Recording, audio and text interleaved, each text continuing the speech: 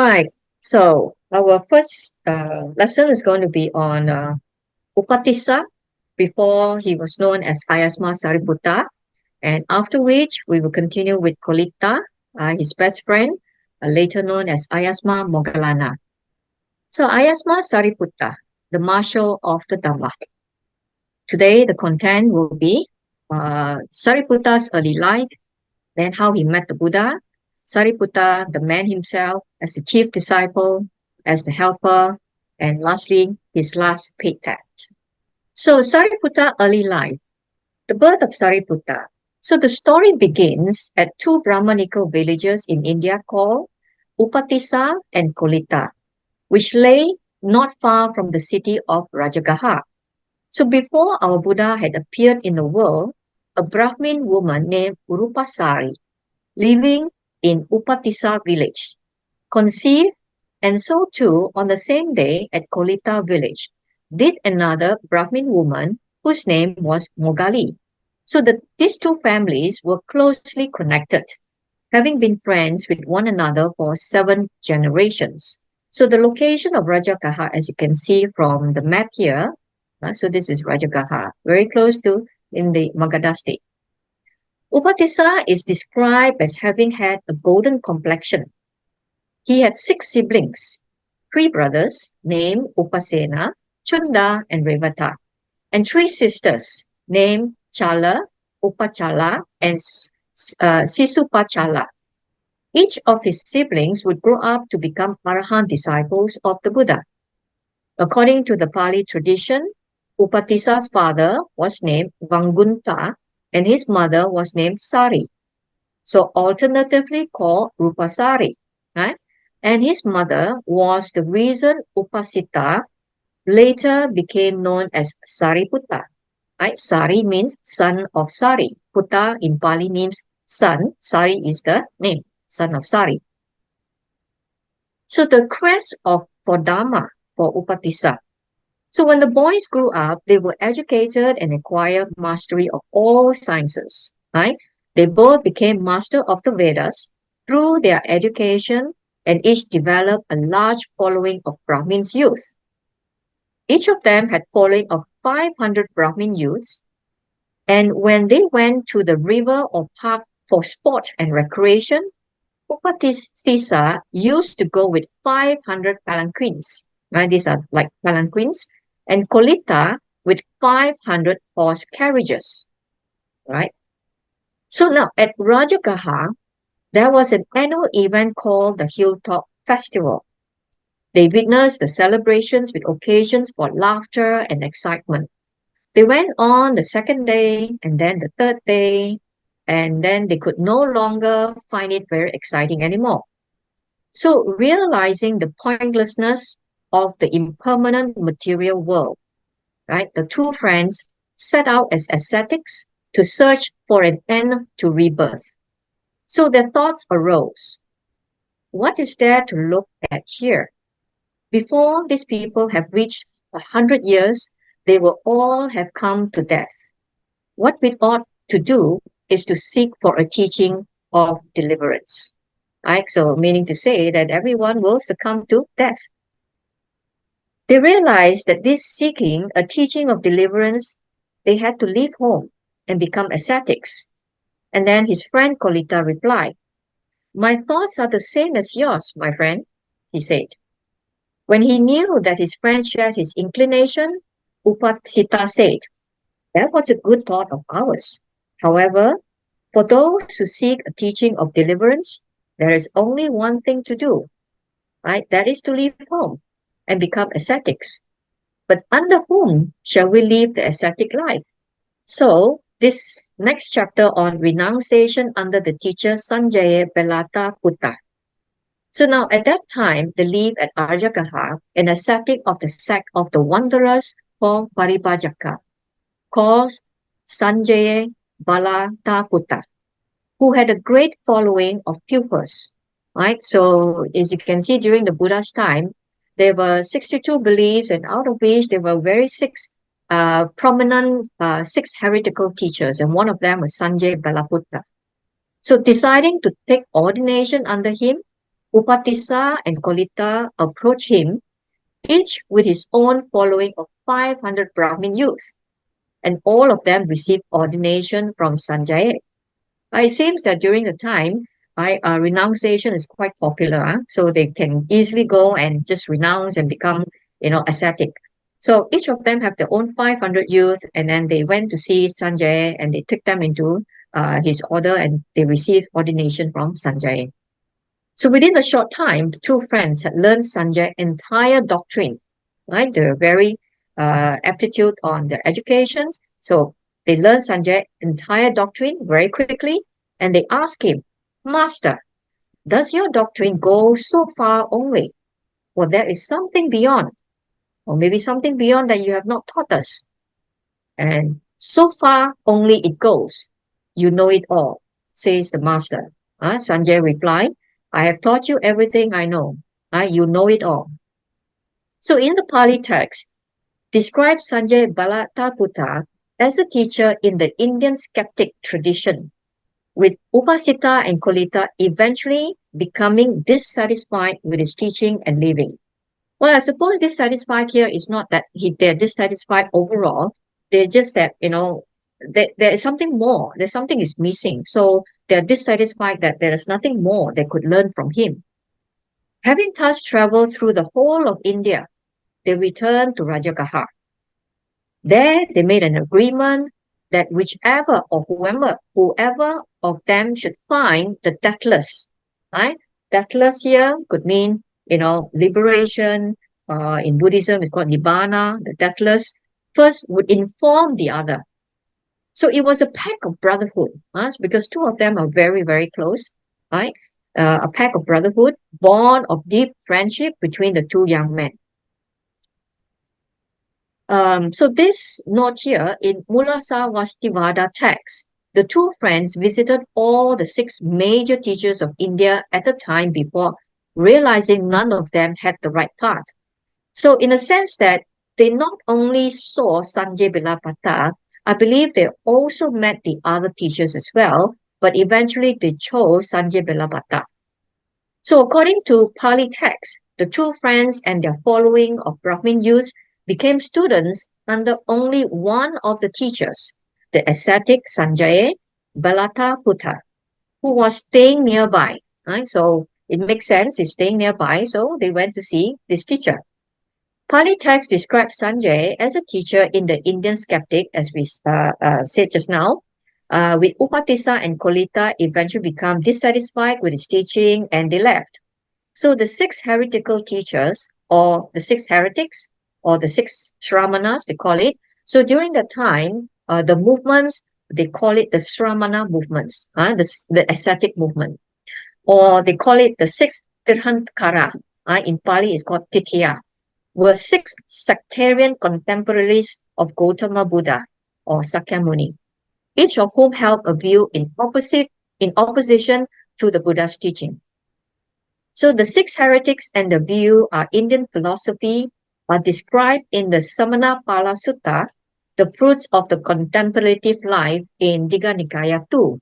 So in this sutta, you can see that King Ajatasattu, King Ajatasattu, after the incident that, assuming that he has killed his father, he had taken over the throne, so he felt very remorse. So he met up with all these 6 heretical teachers, and the king himself was not very satisfied with their teaching.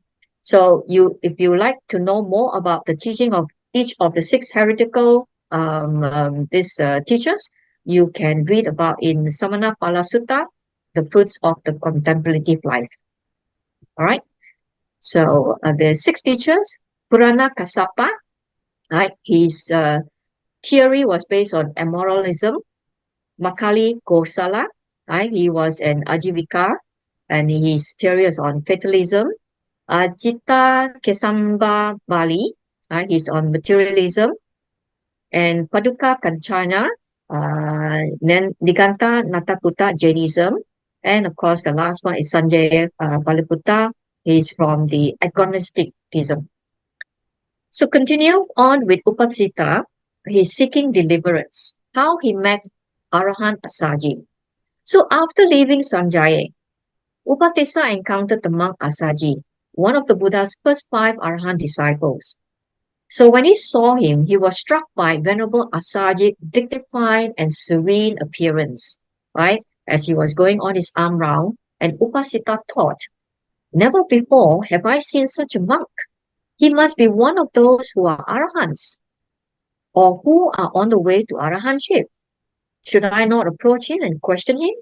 So obviously, Upasita may not know whether this person is Arahant or not. So he's just thinking he could be one of the on the way to Arahantship. But then he considered, this monk is on his farm, so it's not proper time for putting question to this monk, right? So Upatista is a very considerate person. So as he was going on arms through the street, right, I had better follow behind him after the manner of supplicants, which means that I will approach him at the right time. Then, when the Arahant Asaji had finished his alms round and was seeking a quiet place to eat his meal, so Upasita took the opportunity, spread out his own seating cloth, and offered the seat to Arahant Asaji. So then Arahant Asaji sat down and took his meal, after which Upatissa served him with water from his own water container, and in this way, he performed toward Venerable Asaji the duties of a pupil to the teacher, right? So this sounds familiar. You can read about it in Sigala Wada Sutta, right? The responsibility between a teacher and a pupil, and also a pupil to a teacher. After they had exchanged the usual courteous greetings, Upatissa said, "Serene are your features, friend. Pure and bright is your complexion. Under whom have you gone forth as an ascetic? Who is your teacher? And whose doctrines do you profess?" Then Venerable Asaji replied, "There is, my friend, the great contemplative, a son of the Sakyans, gone forth from the Sakyan family. I have gone forth on account of that blessed one, because of that blessed one. That blessed one is my teacher, and it is in that blessed one's Dhamma that I delight." But what is your teacher's teaching? Upasita asked. What does he proclaim? And Venerable Asaji replied, "I am new, my friend, not long gone forth, only recently come to this Dhamma and discipline. I cannot explain the Dhamma in detail, but I will tell you the gist in brief." So the wanderer, Upatissa, replied quickly, and he said, "I am called Upatissa, friend. Please tell me, according to your ability, to the best of your ability, be it much or little. It will be my task to penetrate its meaning by way of 100 or 1,000 methods." And Upasita added, "Speak a bit or a little, or a lot. Speak a little or a lot. Tell me just the gist. The gist is what I want. What is the use of all verbosity? No point to talk so much. Just tell me the gist of it, the facts."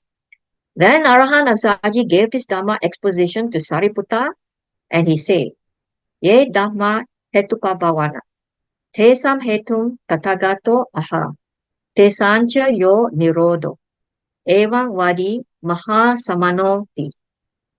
And it translated as, whatever phenomena arise from cause, their cause and their cessation. Such is the teaching of the Tathagata, the great contemplative. Right? So a little gist of the Four Noble Truths here. Right? So this is taken from the Vinaya Pitaka, Kandaka from the Panchavaji Yakata in the Mahavagga. So then Upasita, as he heard this Dhamma exposition, there arose the dustless, stainless Dhamma eye. Whatever is subject to origination is all subject to cessation. Then Upasita went to Kolita Moggallana, the wanderer. Kolita saw him coming from afar, and on seeing him said, so obviously Upasita has already got a grasp of the short Dhamma, right, from Venerable Asaji. So now with that, he quickly went to see his friend Kolita because they already made a pact with each other to say whoever found the deathless, they must come back and share. So Kolita saw him, and he said to his friend, "Bright are your faculties, my friend, pure your complexion and clear. Could it be that you have attained the deathless?" And he said, "Yes, my friend, I have attained the deathless." Kolita said, "But how, friend, did you attain the deathless?" "Just now, friend, I saw Venerable Asaji going for alms in Rajagaha." And he repeated his incident. He shared what happened, and he told him all about his meeting with the Arahant Asaji. And when he recited the stanza he had heard, Kolita too was established in the fruit of stream entry, right? So then both of them has attained the stream entry level, right? And then they say, "Where, my dear, does the master live?" So they're very eager to meet up with this master, where Arahant Asaji told them, "I have learned from our teacher, the elder Asaji, that he lives at the bamboo grove." Then they say, "Then let us go, Upasita, and see the master," right? Kolita says. But Sariputta was one who always respected his teacher, and therefore he said to his friend, "First, my friend, we should go to our teacher, the wanderer Sanjaya, and tell him that he found the deathless. If he can grasp it, we will penetrate to the truth. And even if it does not, he may, out of confidence in us, come with us to see the master. And hearing the Buddha's teaching, he will attain to the penetration of the path and fruit." So both of them went to Sanjaya and told him that a Buddha has appeared in the world. They persuaded their master to go with them to see the Buddha. Sanjaya refused to go with them, and he offered to appoint them as co-leaders of his community. But the two wanderers refused to be deflected from the decision, saying, "Oh, we would not mind always remaining pupils." Right? This is what Sanjaya said. But you, this is what they say. "But you, teacher, must know for yourself whether to go or not." Then Sanjaya thought, if they know so much, they will not listen to what I say, right? So he made a counter offer with these two wanderers. They say that, you don't go, I'll appoint you as my co-leaders of this community. Okay. And then they realizing, he replied, "You may go then, but I cannot." Sanjaya said, "I am a teacher of many, because he has many disciples. If I were to revert to the state of a disciple, it would be as if a huge water tank were to change into a smaller pitcher, which means he lose space, becoming a teacher, becoming a student. So he cannot live with that. He cannot lose space. I cannot live the life of a pupil now, since because he has already been an established teacher of his own." They urged the master, "Do not think like that, teacher. Oh, teacher, when a Buddha has appeared in the world, people flocked to him in large crowds and pay homage to him, carrying incense and flowers. We too shall go there. And then, what will happen to you?" To which Sanjay replied, "What do you think, my pupils? Are there more fools in this world or more wise people?" "Fools there are many, O teacher, and the wise are few." Then Sanjay replied, "If that is so, my friends, then the wise ones will go to the wise recluse Gautama, and the fools will come to me. The fool, you may go now, but I shall not." In a way, being very sarcastic to say that, the fools, you come to me. Okay? So the two friends left saying, "You will come to understand your mistake, teacher." So after that, they had gone there. There was a split among Sanjay's pupils, and his monastery became almost empty.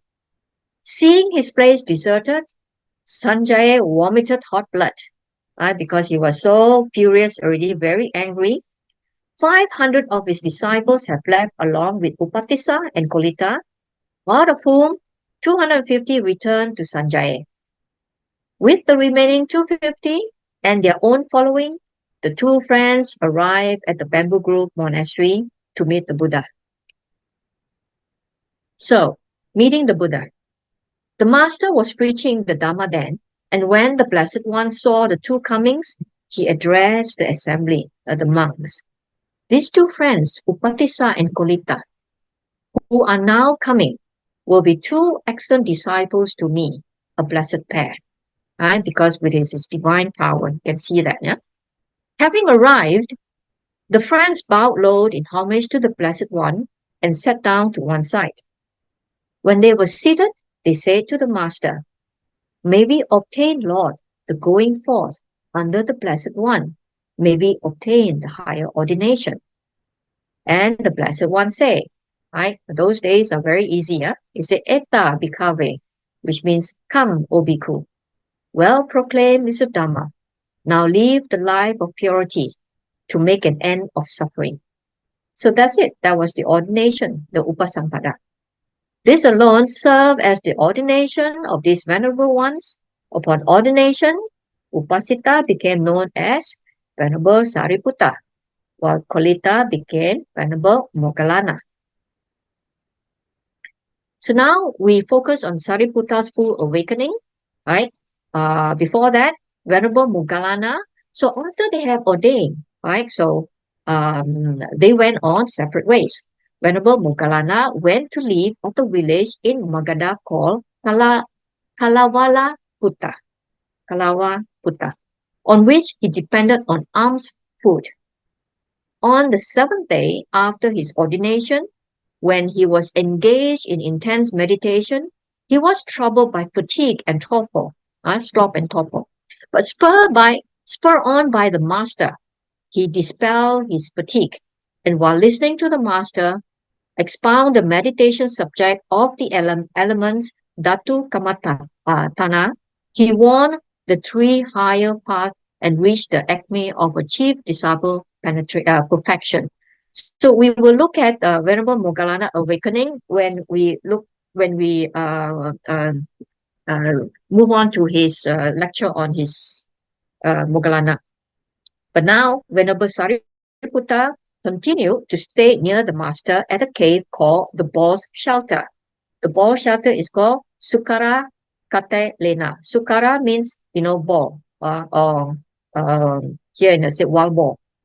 Lena is the cave. Depending on Rajagaha for his arm. So he lived very close by with the master in a cave called the Bull Shelter near Rajagaha and on alms. Half a month after his ordination, the Blessed One gave a discourse to Sariputta's nephew, the wandering ascetic called Diganaka. Okay, Diganaka. Diga means long. Naka means nail. So he has long nails. So Diganaka was Sariputta's nephew. Venerable Sariputta was sitting behind the master, fanning him, while listening to the discourse and following it attentively with his mind, as though sharing the food prepared for another. Venerable Sariputta reached the acme of knowledge pertaining to a disciple's perfection and attained to arahantship together with the four analytical knowledges, Patisambheda Jnana. So his nephew, at the end of the sermon, was established in the fruit of stream entry. So at that time, both Venerable Moggallana and Sariputta, they had reached Sotapanna stage, stream entry level, but not at the higher stage. So they continue to train, to practice themselves. So even then, when Venerable Moggallana continued to be with the Buddhas, very close with the Buddha, he hasn't made any progress. Until such time, his nephew came a visit to the Buddha, and the Buddha expounded discourse to him. And while Sariputta was fanning him, he listened attentively, and there, he reached, the acme of the knowledge, right? So he attained, at that point of time, he attained arahantship.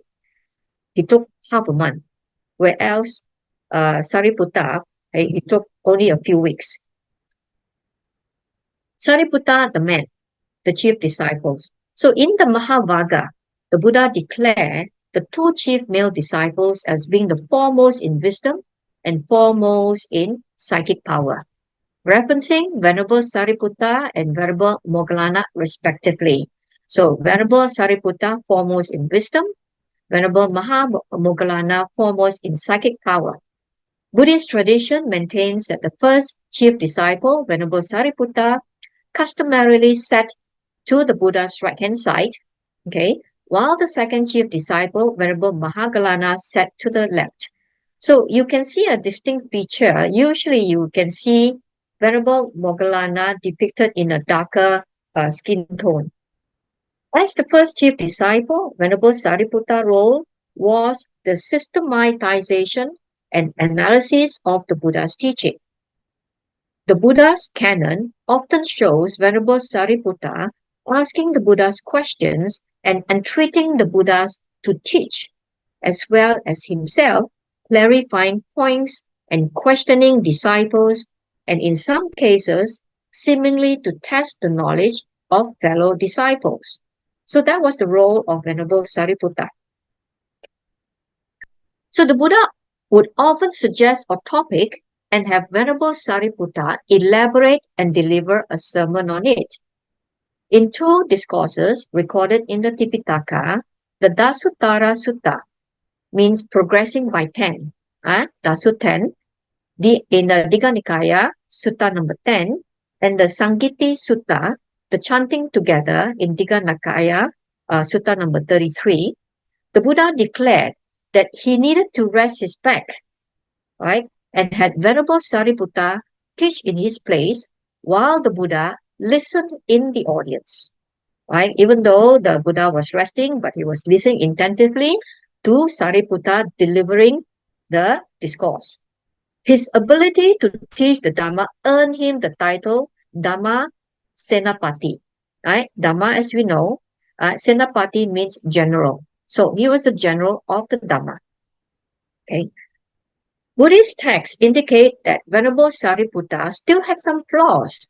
However, in the Chattuma Sutta, at Chattuma, name of a place, in Majjhima Nikaya, number 67, discourse, when a group of young monks made noise and were ordered by the Buddha to leave, the Buddha reprimanded Venerable Sariputta for not concluding that it was the chief disciple's responsibility to look after the monks. Something Moggallana was able to conclude. On another occasion, in the Dhananjani Sutta, to Dhananjani in Majjhima Nikaya, discourse number 97, the Buddha also reprimanded Venerable Sariputta for teaching the dying Brahmin Dhananjani in a way that led him to rebirth in the Brahma realm, rather than teaching in a way that led him to enlightenment. Right? So, in a way, the Buddha said to Venerable Sariputta, you could have taught him all the way to enlightenment. Why only to the Brahma world? Right? But Sariputta thought that because this Brahmin was not a Buddhist, he was in a Brahmin clan, and he thought that, by giving him a discourse to the Brahma land would appease him. But the Buddha advised to him to say that you should go all the way and lead him to enlightenment. Right? So there are certain flaws that what the Buddha have seen in Venerable Sariputta. In the second, in the situation, the first one, he was not able to control the other, monks was making noises then. Sariputta is the helper. So among the bhikkhus, Venerable Sariputta was outstanding as one who helped others. In the Devadatta Sutta at Devadaha, in Sanyutta Nikaya 22.2, the Buddha himself said of his great disciple, and he told the monks assembly, Sariputta bhikkhus is wise and a helper of his fellow monks. How is that so? The commentary in explanation of these words refers to a tradition distinction among the ways of helping others. So Sariputta was a helper in two ways. First, by giving material help. Material help in Pali means Amisa Nugaha, and by giving the help of the Dhamma, Dhamma Nugaha. All right, so material help and the Dhamma help. Elaborating on the way he provided material help, the commentary says that the elder did not go on alms round in the early morning hours as the other bhikkhus did. Why? Instead, when they had all gone, he walked around the entire monastery grounds, and wherever he saw an unswept place, he swept it. Wherever refuse, rubbish, had not been removed, he threw it away. Where furniture such as beds and chairs or earthenware had not been properly arranged, he put them in order. Right? Don't forget, in the monastery, they're all, some of them are not so mature, some of them could be very young, so the beds and chairs are not properly arranged in that order. So he did so because non-Buddhist ascetic, right? He's thinking some non-Buddhist ascetic might visit the monastery and they would not want to see any disorderliness and speak in contempt of the bhikkhus, right? So it is not a good representation of the monastery. If things were not so things were not orderly place, right? So he wants to see that the monastery will be kept clean, clean and tidy at all times. Then he used to go to the hall for the sick, and having spoken consoling words to the patient, he would ask them about their needs. To procure the requirements, he took with him young novices and went in search of medicine, either by way of the customary alms round or to some appropriate place, right? When the medicine was obtained, he would give it to the novices, saying, "Caring for the sick has been praised by the master. Go now, good people, and be hateful." Right? So, after sending back to the monastery sick room, he would go on to the alms round to take his meal at a supporter's house.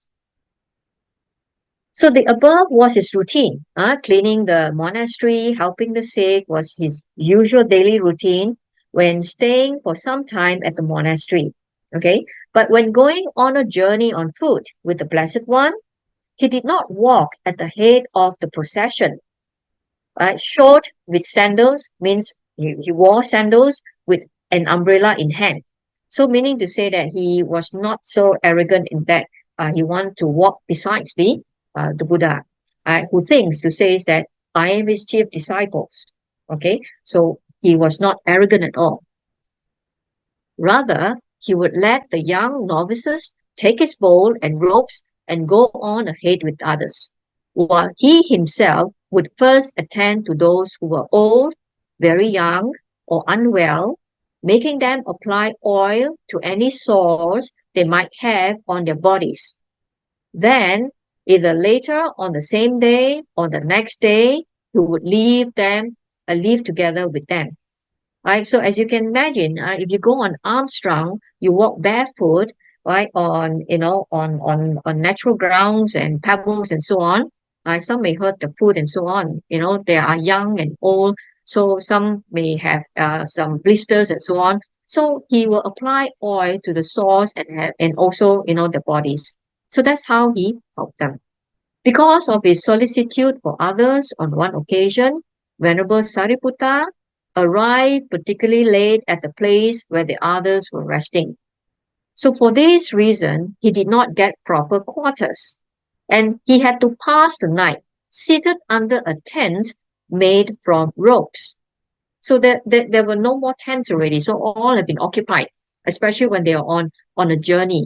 So all the novices, all the monks already gathered together and they have all their own tents, but Sariputta, no tent for him. So he had to sit under the tree.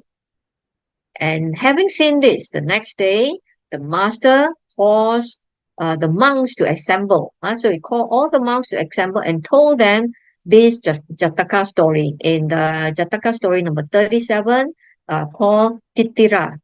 Right? This is a story of the elephant, the monkey, and the partridge, who, after deciding who was the eldest of them, lived together, showing respect for the most senior. So he then laid down the rule that lodgings should be allocated according to seniority. So if you'd like to read more about this, you can refer to the Jataka story number 37. You can pull it out from Sutta Central. There's a very nice story about this. And this is stated in the Vinaya. Yeah. So when Ananda Pindika was lying on his deathbed, he requested the Venerable Sariputta to visit him out of compassion. When Venerable Sariputta came at once, accompanied by Venerable Ananda, and preached to the dying man a stirring sermon on non-attachment. Right? So the discourse is called Ananda Pindika Vada Sutta. So this is the advice to Ananda Pindika in Majjhima Nikaya 143 discourse. He told the lay disciple, right, meaning Ananda Pindika, that he should put away clinging to all phenomena of the conditioned world, okay, to the six sense faculties, right, the six sense objects, the six kinds of consciousness, the six kinds of contact, the six kinds of feelings, in brief, to everything seen, heard, sensed, and thought, right? Sounds familiar? This is the five aggregates. So he taught them to not cling to the five aggregates of clinging, right? So this is being taught to Ananda Pindika.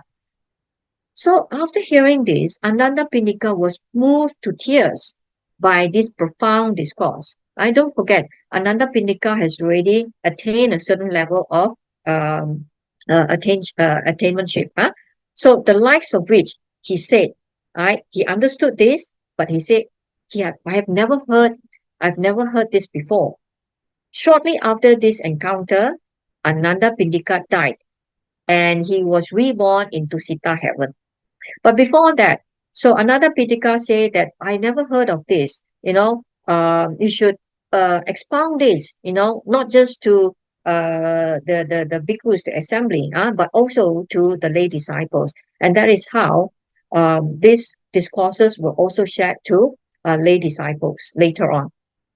One night, while the rest of the world slept, the new Deva, Ananda Pindika, paid a visit to Jetavana in his celestial body, right? And in the presence of the Blessed One, recited a verse in praise of the chief disciple. So this is Ananda Pindika, the Deva Ananda Pindika, right? So he died, he's reborn in the heavenly realm. He came down and he recited a verse praising, right, Venerable Sariputta. Sariputta truly is endowed with wisdom, with virtue, and with inner peace. Even a monk who has gone beyond, at best, can only equal him. So that was the praise by Deva Ananda Pindika. So the next day, the Buddha informed the monks what had happened, but he did not mention the identity of his visitor.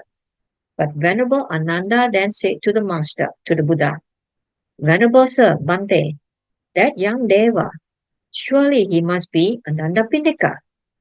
For Ananda Pindika had full confidence in the Venerable Sariputta.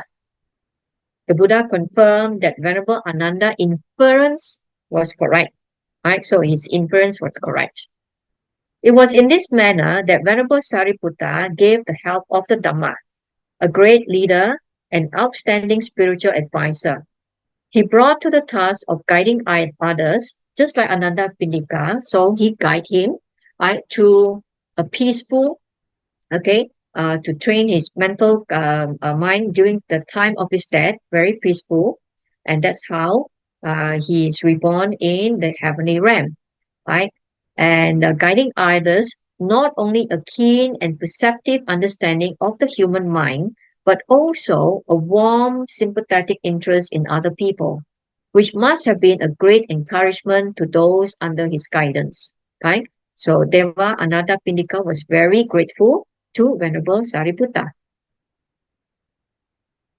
So the turner of the wheel, so the suttas, the discourses of Venerable Sariputta and the books attributed to him form a comprehensive body of teaching that for scope and variety, right? So his teaching from scope and variety of exposition can stand beside that of the master himself, meaning to say that, whenever Sariputta gave a discourse, it was his exposition. I can stand beside the master himself. Can match the master capabilities as well.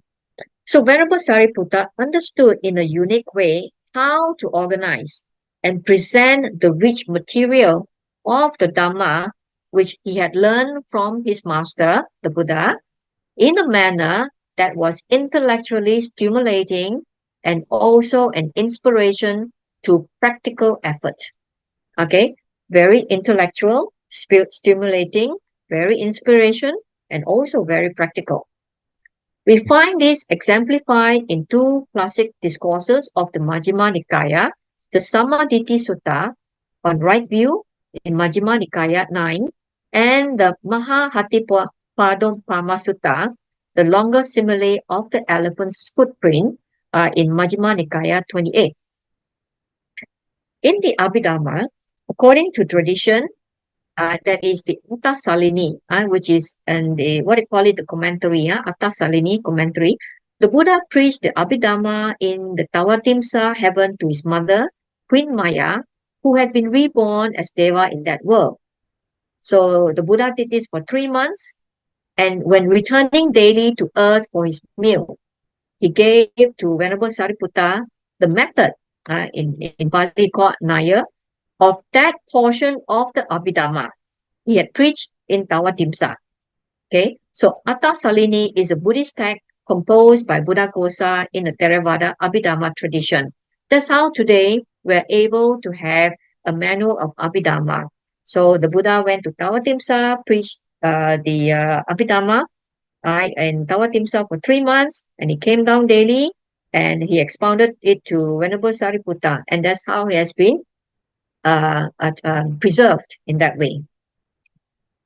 So the Atta Salini says, thus, the giving of the method was to the chief disciple, right? So it's credited to the chief disciple, who was endowed with analytical knowledge, referring to Venerable Sariputta, as though the Buddha stood on the edge of the shore and pointed out the ocean with his open hand. So to the elder, the doctrine taught by the Blessed One in hundreds and thousands of matters became very clear. Right? Because of his analytical approach, Venerable Sariputta was able to decipher and break down the complexity of the sutta and make it very simple and became very clear. So this is what it says, the doctrine taught by the Buddha in hundreds and thousands of methods, right, became very clear. Thereafter, the elder passed on what he had learned to his 500 disciples. So every day the Buddha came down, right, and taught Sariputta Abhidhamma, and then he remembered it, he recited it, and thereupon he passed on to his 500 disciples. Further, it is said, the textual order of the Abhidhamma originated with Venerable Sariputta. The numerical series in the great book, the Patthana, was also determined by him. In this way, the elder, without spoiling the unique doctrine, laid down the numerical series in order to make it easy to learn, remember, study, and teach the law. So we should be very grateful to Venerable Sariputta, for he had, managed the textual order of the Abhidhamma and laid down in numerical series to make it easy to learn and for us to remember until today. This chapter on the last paid debt. So we now came to the year of the Master Parinibbana. So the Blessed One has spent the rainy season at Beluva village near Vesali. And when the retreat was over, he left that place and going by the way he had come, returned by stages to Savatthi and arrived in Jetavana Monastery. So I hope you still remember when Venerable Ananda and the Buddha at Vesali, right? When the Buddha mentioned to him that he will attain Parinibbana in 3 months' time. So that was what he meant, right? So he had returned by stages to Savatthi. Okay. When Venerable Sariputta realized his end was near, right, his thought occurred to him. Right? So as he was coming by, and Venerable Sariputta thought, now do the enlightened one pass away into final nibbana first, or the chief disciples do so? Right? So during that time, 3 months' time, Venerable Sariputta and Moggallana, they were still alive, right? So Master Buddha was on the way back from Vesali to Savatthi. So then, because they already said that, he's going to go into Parinibbana 3 months. So Venerable Sariputta said, so do the enlightened one pass away first, or do the chief disciple pass first? And he saw that, right? Because he was an arahant, he's an arahant, and he saw that it is the chief disciple who passed away first, right? It seems that, Venerable Sariputta was also more, in terms of age, he was more elder than the Buddha. Thereupon, he considered his own life force, and saw that its residue would sustain him for only 1 more week. If the Buddha say, his life force is only 3 months, Sariputta say, my life force will only last for another 1 week. While thinking this over repeatedly, he remembered his mother, and the thought came to him, although she is the mother of 7 arahants, remember he came from 6 brothers, 6 siblings, 3 brothers, 3 sisters, she has no faith in the Buddha. He's referring to the mother, right? Sariputta's mother. He has no faith in the Buddha, the Dhamma, and the Sangha. So obviously he embraced another faith, right? Not Buddhism, not the Dhamma. Has she the supportive condition in her to acquire that faith, or has she not? So Venerable Sariputta said, of all these years, not too sure whether she has now the conditions, is it right for her? Then, together with the 500 bhikkhus, he went to the Blessed One, saluted him, and spoke, O Lord, may the Blessed One permit, may the Exalted One consent. The time has come for me to attain final nibbana. I have relinquished the life force. Then the Buddha asked. Obviously, the Buddha understood what he's trying to say. Where will you attain final nibbana? Okay, and Sariputta replied, in the Magadha country, in the village called Nalaka, in the chamber where I was born. Basically, he told the Buddha that he would like to go back to his hometown, visit his mother. And of course, the Buddha consented and saying, do, Sariputta, what you think timely. But now, your elder and younger brethren in the Sangha will no longer have the chance to see a bhikkhu like you. Right? Meaning to say, there's none other than you. Okay? You are unique in a way. Give them one last discourse on the Dhamma. So the Buddha said, before you go, right, give one last Dhamma to your elder and your brethren. So the great elder then gave a discourse in which he displayed all his wondrous powers. And when he had ended his discourse, he paid homage at the feet of the master and asked for forgiveness. And he said, if any deed or word of mine did not please you, O Lord, may the Blessed One forgive me. It's now the time for me to go.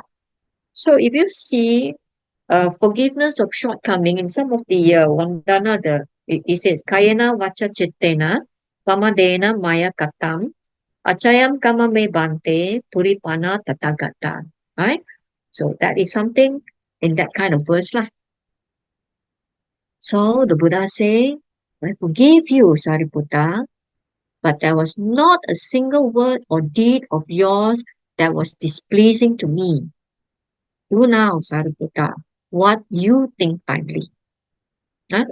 Such an emotional part here. Huh? So 3 times, Venerable Sariputta circumambulated the Buddha, keeping it to his right, and with raised hands joined in salutation, he departed, going backwards until the Blessed One was out of sight.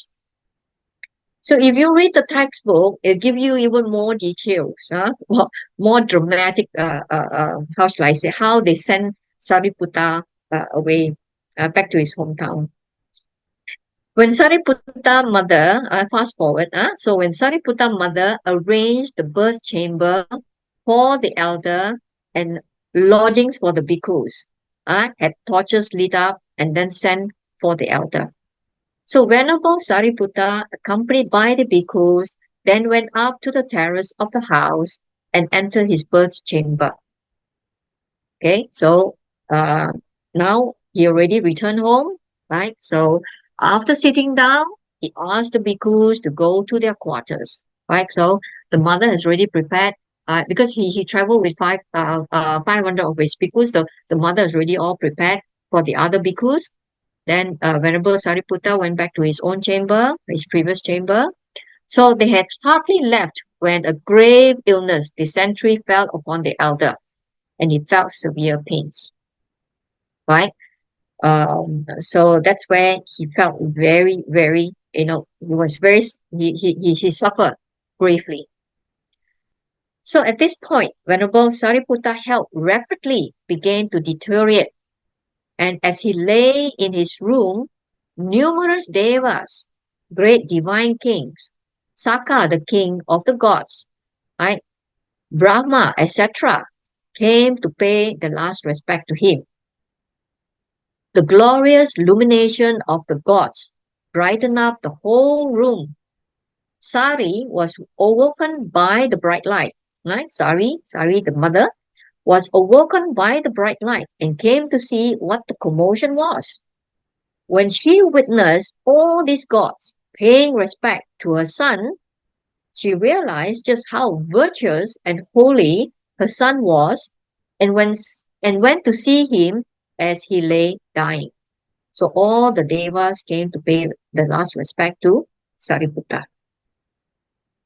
Then Sariputta thought, rapture and joy have arisen in my mother. Now is the time to preach the Dhamma to her. So Venerable Sariputta said, I think this is the right time, right? What was it you were thinking about, Upasika? I call the mother Upasika. I was thinking, if my son has such virtue, what must be the virtue of his master? Well, now dawn upon the mother, right? Is such, if you, my son, right, has such great virtue, right, your master would have even more. So he was just wondering. When the Dharma talk given to her beloved son had come to an end, the Brahmin woman was firmly established in the fruit of stream entry. Then the elder Sariputta spoke to the bhikkhus, saying, right, for 40 years I have lived and traveled with you, my brethren, called brothers. If any deed or word of mine was unpleasant to you, forgive me, brethren. Venerable sir, they say, you have never given us the least displeasure, although we have followed you inseparably like your shadow. But may you, Venerable sir, grant forgiveness to us. Right? So asking their master or the teacher to forgive them. After that, the elder Sariputta gathered his large robe around him, covered his face, and lay down on his right side. Then, just as the master was doing at his own parinibbana. Okay, so that was his nibbana. So this is a Sanchi Stupa number 3, where the relics of Venerable Sariputta and Venerable Moggallana were first discovered in the Raisen district, the modern Raisen district in the state of Madhya Pradesh in India. Okay, so that was the story of Venerable Sariputta. Okay, so now we move on to Venerable Moggallana, Master of Psychic Powers. Just give me 1 minute. All right. So we continue on with Ayasma Maha Moggallana. So the same thing contends for Moggallana, his early age, early life, wandering spiritual search together with Venerable Sariputta, finding the teaching, meeting the Buddha, and his struggle for realization, and how he attained the magical powers and the last days of Moggallana. So again, in the same thing, which I'm going to go quickly here because it's quite similar to Venerable Sariputta. So in the same town, Kolita, capital of Kingdom Magadha, right? So they were born Kolita in one town and Sariputta in another. So the family belonged to Moggallana clan, one of the most illustrious Brahmin clans of the period, meaning to say that they're very popular Brahmin clan. Uh, which claim direct descent from the ancient Vedic seer Moggala, right? So they were also from a very, ascetic Vedic seer. Kolita's father was born of the most prominent family, from which the town's mayor was usually appointed. Being a member of such a high caste and of the town's most respected family, his father was almost a petty king. Thus, Kolita was raised in an environment of wealth and honor and knowing of no sorrows of life. Right? He was educated entirely in the Brahmanic tradition, which upheld the belief in the reality of afterlife and in the law of karma and its fruits. So, came from a very wealthy family. On the very day of Kolita's birth, a son was born to the other, whom they call Upatissa. So they grew up together, become very fast friends, and before long they were very inseparable. And their undisturbed friendship was to last until the end of their lives for more than 80 years. Okay, from childhood to the last day of their life.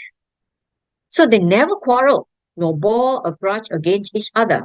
Always they lived amicably and struck and together in whatever difficulties. Yet in their character disposition, they were very quite different. Now, Upatissa were more of a pioneer type, daring and enterprising, while Kolita was to preserve, to cultivate, and to enrich what he had gained. Right? Also, their place within the families was quite different. Polita was the only child, but Upatissa had three brothers and three sisters. Each year, Rajagaha hosted a grand public celebration called the Hilltop Festival, which featured popular shows and amusement. Same thing, the first day, they went, second day, and the third day. So then the thought arose in Kolita, what is the use to us of this frivolity? Is there anything here really worth seeing? What benefit comes from a life devoted to enjoyment and pleasure seeking? So Upatissa too had spent a restless night. So both of them being very restless. So the two friends decided to undertake the life of ascetic in search of a spiritual teacher. So it was about the same time when Prince Siddhartha married that Kolita and Upatissa left behind their worldly homes and started upon their quest for inner peace and salvation. Right? So obviously here they did not mention how they gained permission from the parents because they came from a wealthy family as well. So how the quest, but nevertheless, fast forward, they have already left their homes, and then together with their friends, they began a period of training under a spiritual teacher, just as the Bodhisattva did later. At that time, there were many teachers with many different views. Some of them even taught amoralism, others taught fatalism, and again, others taught materialism. In Rajagaha, there was one teacher who appealed to them simply because he also stayed very close to them. His name was Sanjaya Balataputta, mentioned in the Pali Canon as one of the 6 non-Buddhist teachers. Under him, the group of friends were ordained, which added considerably to Sanjay's reputation. Huh? So wow, 500 joined Sanjay. Sanjay's reputation, increased. After a short time, they realized that Sanjay did not know what they were searching for, a cure for the illness of universal suffering. Hence, one day, the two friends approached Sanjay and asked him whether he had still other teachings more advanced than those they had already learned from him. Then, of course, he said, that is all. You know my entire teaching. Same thing. So without knowing anything of the Buddha, right, that time they haven't come across the Buddha yet. So they gave up the life as wanderers and after about 20 years, returned to the home country Magadha. Right? This happened not long after the Buddha had set in motion the wheel of Dharma at Benares. Right? So imagine they set out during that time, Prince Siddhartha got married, and Siddhartha got enlightenment after 6 years. Right? So this is after 20 years, they returned home. But the two friends still had not given up hope. They decided now to do their search separately for doubling the chances. So now they agreed among themselves that whoever first learned about the convincing part to the deathless should quickly inform the other. So at that time, when both were about 40 years old, the Buddha had sent out the first 61 disciples, and all of them were arahants, so that they may proclaim the teaching of the well-being and happiness of man. The Buddha himself had gone to Rajagaha, where the king Bimbisara of Magadha soon became his follower and donated to him the bamboo grove monastery. So that was the start of the promulgation of Buddhism. Okay. So one day, Upasita had gone to the town while Kolita had stayed back in the dwelling. So of course, Kolita saw his friend returning after Upatissa has met up with the Venerable Asaji. So he says, your features were so serene, dear friend, and your complexion is so bright and clear. Should it have happened that you have found the road to the deathless? It is so, dear friend, the deathless has been found. So Upasita reported to Kolita that in town he had seen a monk whose behavior impressed him so deeply that he was immediately convinced he was an arahant. Right? He only convinced himself. So the monk, whose name was Asaji, replied that he was a disciple of the ascetic Gautama of the Sakyan clan, whom he referred to as the enlightened one. Upatissa begged the elder Asaji to explain the teacher's doctrine, and the Venerable Asaji recited a short stanza that sum up as the main points. Of those things that arise from a cause, the Tathagata has told the cause, and also what the cessation is. That is the doctrine of the great recluse. So when the elder Asaji spoke this stanza, right on the spot, Upatissa, the dust-free stainless vision, he already gained the stream entry level, right? So all that has the nature of arising has the nature of cessation. So he has already got the Dhamma. And the very same thing happened to Kolita when Upatissa repeated the stanza to him. Then they decided to go to Sanjaya. Okay, the same thing. All right, so I'm not going to repeat this one here. So they went to Sanjaya and tried to persuade their master Sanjaya. And they say, listen, teacher, listen. Fully enlightened one has appeared in the world. Well proclaimed is his teaching. And his monk lived the fully purified life. Come with us to see him. So, of course, Sanjay refused to see him, to go with them. So now they decided to leave Sanjaya, their previous master. Now the two friends at the head of 250 fellow ascetics approached the bamboo grove. There the Buddha was teaching the Dhamma. And when the Buddha saw them, he said again the same thing. These two friends, Kolita, Upatissa, they will be my chief disciples, a blessed pair. Right? So having arrived, they saluted the Buddha, raising the folded palms to the forehead, bowing to the feet, very well respected to the master. Then the two friends spoke, may we be permitted, O Lord, to obtain under the Blessed One the going forth. So of course the Buddha responded, come monks, well proclaimed is the teaching, live now the life of purity for making an end of suffering. Right? So again, Upasita now called Sariputta, Kolita called Moggallana. So now we focus on Moggallana's struggle for his attainmentship. Okay. After all of them had obtained ordination, the Buddha addressed the 250 disciples and explained to them the teaching in such a way that before long they attained the first stage of emancipation, the stream entry, and in due course became Arahant. Right? So when the two friends joined the order, then the Buddha started his teaching, his sermon, the discourses.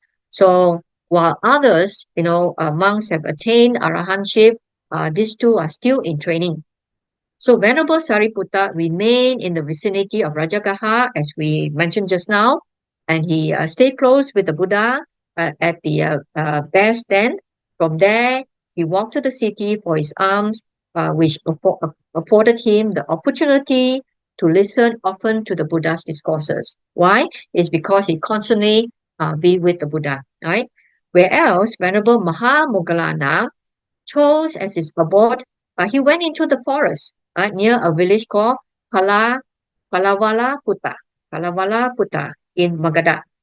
With great zeal, he meditated there while sitting or walking up and down. But in these efforts, he was often overcome by sleepiness. Obviously, all these methods, it was the training that already the Buddha taught. Right? So the training has been given to them, and now they are free to go in their own way, or to train, to follow the training. Though he did not wish to fall asleep, okay, he was unable to keep his body erect and his head upright. There were times when he had to keep his eyes open, even by force or will. If one thinks of the tropical heat, the strain of his long years of wandering life, and the inner tension he has gone through, one can well understand that now, at the end of his quest, his body reacted by fatigue, right? So his battery has drained, right? So finally, he found peace, right? It's not because he was lazy, or he was not interested, because his body, reacted by fatigue. All these years, remember, after 20 years, both of them, they came back, right, in search for the right teaching. So finally, they found one. And now, at the end of their training program, and he finally, his body finally reacted by fatigue. But the awakened one did not lose sight of him. This means that even though Moggallana had went into the forest, but as you know, the Buddha has a psychic power, he did not lose sight of him. So with the Buddha's supernatural vision, he perceived that this Moggallana had difficulties, right? Because this new monk, right? This is the new monk. And by his divine power, right? Buddha appeared before him. So when Moggallana saw the master standing before him, a good part of his fatigue had already vanished. Obviously, when the teacher was standing right in front of you, suddenly you just stood up. Now the awakened one asked him, right? So in a way, he said, "Are you nodding, Moggallana? Are you nodding?" Right? So of course, he has to tell the truth. Yes, Lord, I'm nodding. So then the Buddha instructed him the following training step to overcome drowsiness, right? So you can see here dot dot dot. You can read it in the Anguttara Nikaya, right? So I'm just going to the gist of it. So the instructions the Buddha gave him, right? You should not give attention and not dwell on that thought. Then by doing so, it is possible that the drowsiness will vanish. How how should it be? You see, you should reflect on the teaching as you have heard and learned. So whatever the master have taught, you should reflect on it and learn it. Then you should ponder over it and examine it closely in your mind. Okay? Uh, you should repeat in full detail the teaching as you have heard and learned, right? So meaning to say that if you're seated in a cross-legged position and you're contemplating on all this, right? Contemplate, reflect on all the teachings, what you've heard, what you've learned, repeat it, what you've learned, repeat it in detail. And then if that does not work, you should pull both ear loops and rub your limbs with your hand, right? This is a physical movement, right? If that doesn't work, you should get up from your seat. After washing your eyes with water, you should look around in all directions and upwards to the stars and constellation. It is just like us when we are too long sitting in front of the computer. We strain our eyes. So occasionally we have to take break, right? We have to see green things, look at the trees, look at, things like that. So in a way, this is a way to how shall I say, to, I wouldn't say train, but in a way to steps to overcome drowsiness. Then, if that doesn't work, you should give attention to the perception of light, to the perception of day, right? As by day, so by night, as by night, so by day. Thus, your mind clear and unclouded. You should cultivate a mind that is full of brightness, right? Full of brightness. Okay. When you think that you're going to be drowsy, I think of light perception, perception of the light. Okay. So if that doesn't work again, with your senses turned inward and your mind not straying upward, you should take to walking up and down. So stand up, do walking meditation, being aware of going to and fro. Right? That's walking meditation. Mindfully and clearly aware, lie down, lion-like, on your right side, placing foot on foot, keeping in mind the thought of rising and on awakening, rising and falling, and on awakening. You should quickly get up, thinking, I must not indulge in comfort of resting and reclining, in the pleasure of sleeping then. So, in a way, as you see, practice can be, sitting cross-legged, standing, walking, and lying down, right? But in other words, that unless you are a really, really experienced meditator, you can do lying down. Otherwise, if you lie down, definitely you will fall asleep, right? So mindfully, clearly aware, lying down, okay? But thinking, I must not indulge in the comfort of resting. Okay. So, thus, Moggallana, you should train yourself this way. So the Buddha has given him a set of instructions, a set of training steps to overcome drowsiness. After that, Venerable Moggallana had received all these personal instructions of the Buddha. Right? The Buddha gave him personal instruction, as recorded in the Chapala Sutta, nodding, in the Anguttara Nikaya 7.58. He devoted himself again to his training with great ardor. With still greater ardor, he fought against the five inner hindrances. Remember the five hindrances? During his many years of ascetic life, he already had, to great extent, suppressed sensual desire and ill will, which are the first and the second of these hindrances. Right? Remember, they were also ascetics before. They have also been practiced. So to them, this is, pretty much helpful. With the help given by the Buddha, he conquered sloth and torpor, right? The third hindrances. Then he overcame the fourth hindrance, restlessness and worry, by avoiding unprofitable social contacts. Finally, he gave up doubt, fifth hindrance, by following the concluding instructions of the Buddha, contemplating on the transiency of all phenomena and thus severing emotional attachment. So by overcoming the five hindrances, he was able to gain the experience of meditative states transcending the world of materiality, and by his penetrative knowledge of existential reality, he approached the gate to Nibbana. And this is what both of them were looking for, the teaching. And when they asked their previous teacher Sanjay, is there any more? Right? So they did not get this sort of training. Right? So in this way, both of them gained a firm footing in the first jhana. He next gained the second jhana, which is called the Noble Silence in Kolita Sutta, with Kolita in SN 21.1, because within this absorption, all the discursive thought is silence. He then advanced to the fourth jhana. From there, he proceeded still further in the scale concentration to the four formulas of immaterial absorption, arupa jhana, and the cessation, perception and feeling, asanya vedayita nirodha. Then he gained the sinus concentration of mind, which is free from all that marks or signify conditioned existence, the Animitabhana Panha Sutta, a question about the sinus in SN 40.9. So you don't have to worry about this. Just take note that these are the trainings that he was endowed with by the master. So he trained diligently and he was able to attain that. So what is this sutta is all about? Animita Panha Sutta. Question about the signless in SN 40.9. So briefly, they speak of this thing called the sinus immersion of the heart. What is the sinus immersion of the heart?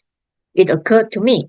It's when the mendicant, not focusing on any signs, enters and remains in the sinus immersion of the heart.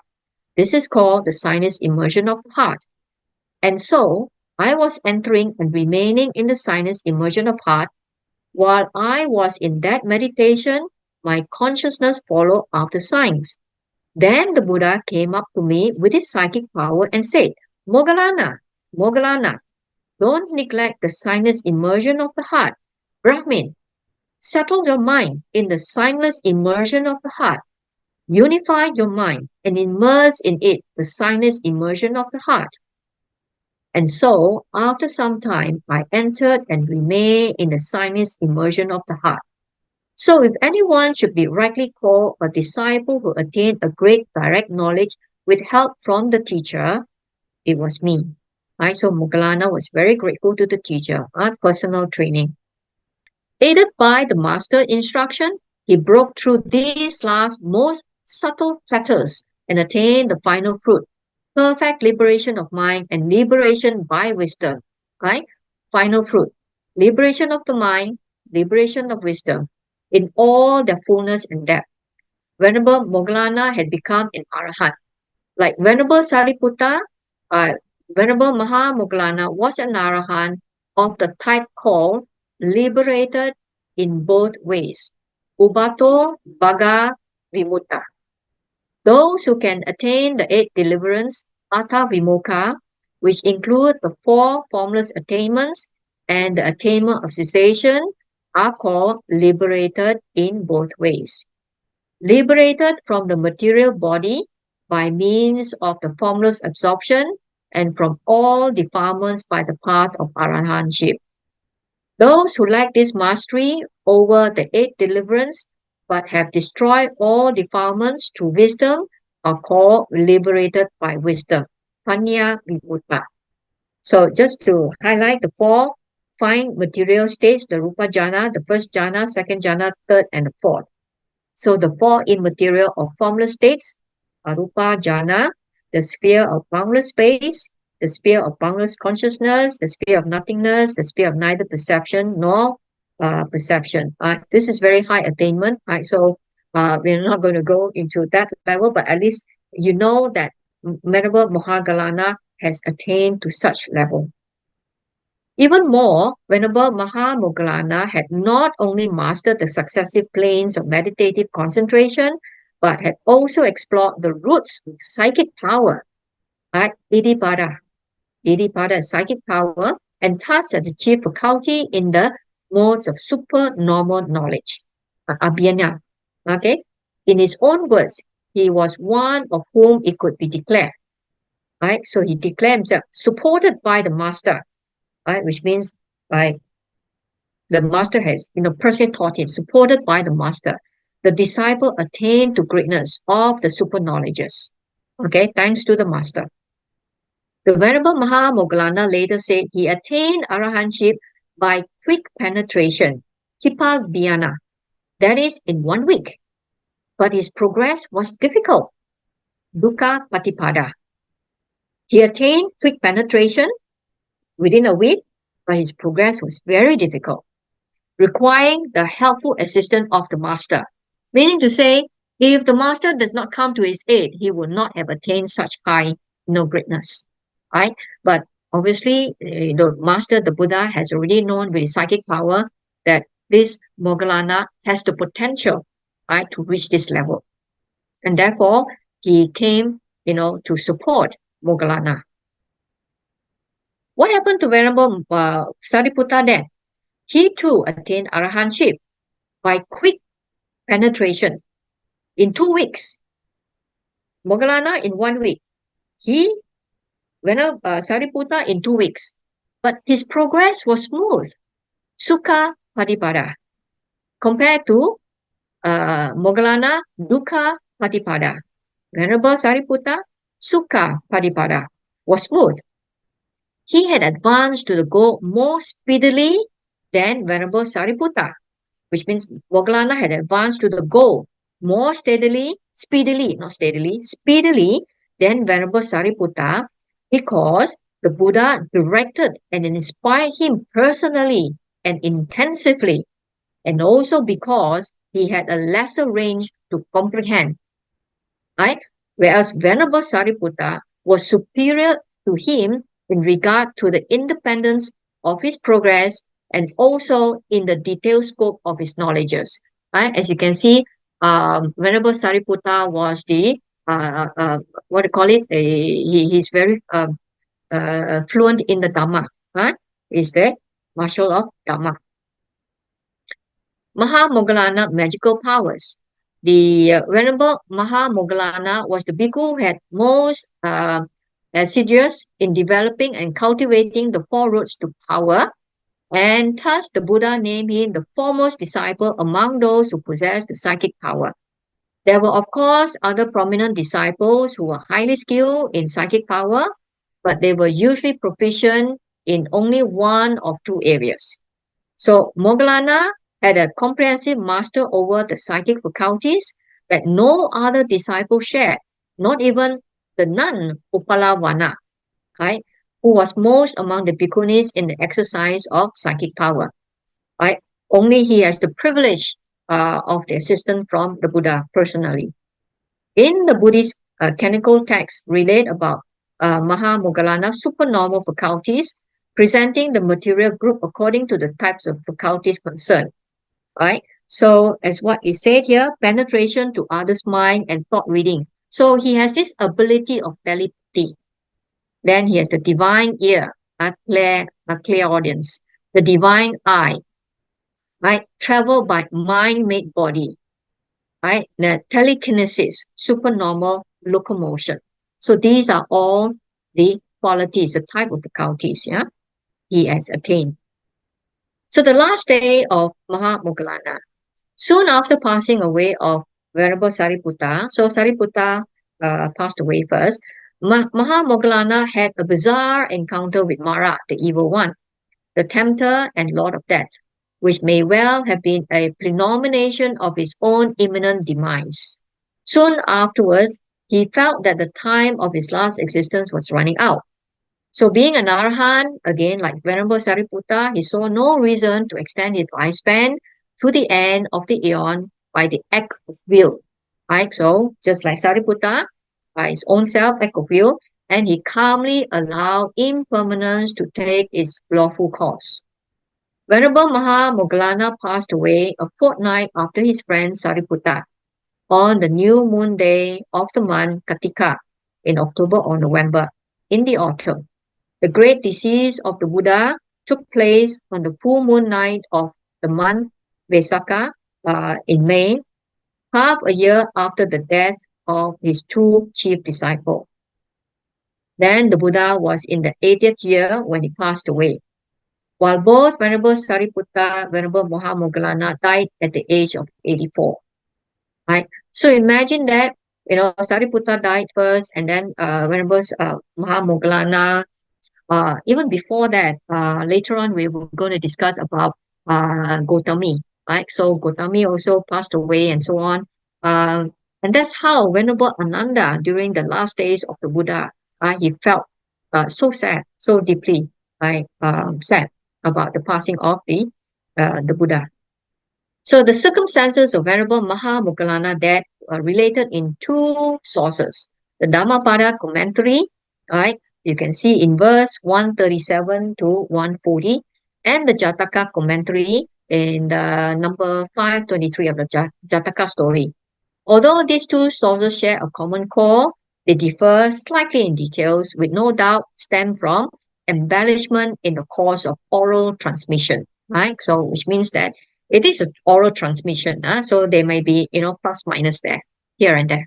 The account here will be based on the Dhammapada commentary. So what I'm going to do is more on Dhammapada commentary, with the differences in the Jataka commentary noted, in brackets. Yeah, group of naked ascetics resentful over this loss of prestige pin prime responsibility for the hard times on the Venerable Moggallana, and they wanted to eliminate him.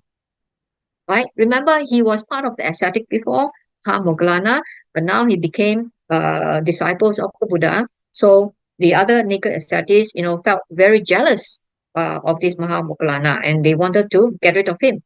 So the ascetic were hesitant to kill him by their own hand because they know that killing is also a very unwholesome thing.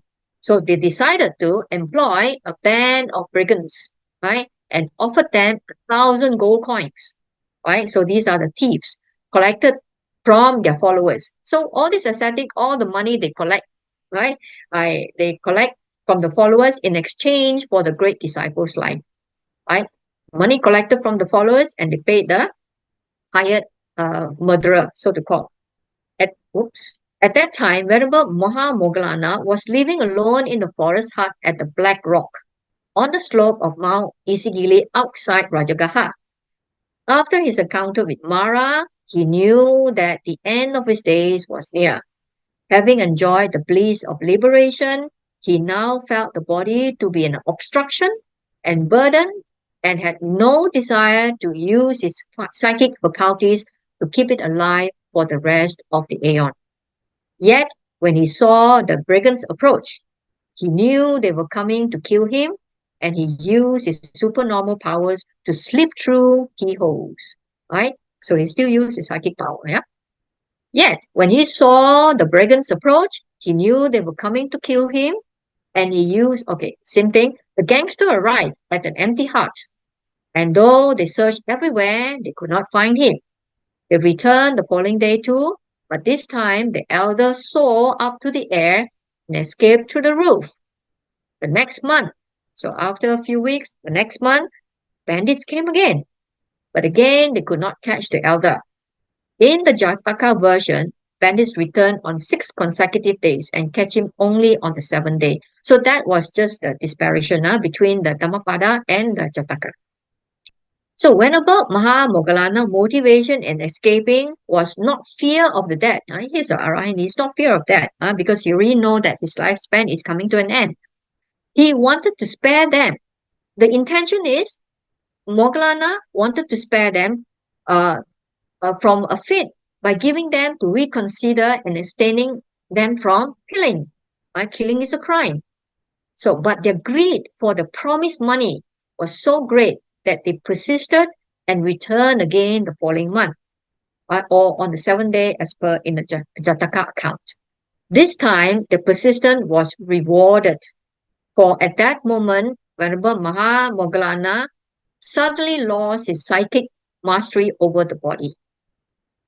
Right? Because his lifespan is coming to an year, so to an end, so his psychic power deteriorated. So it seems. So the reason for his sudden change in fate lay in a terrible deed he had committed in a distant past. And this is what the reason why.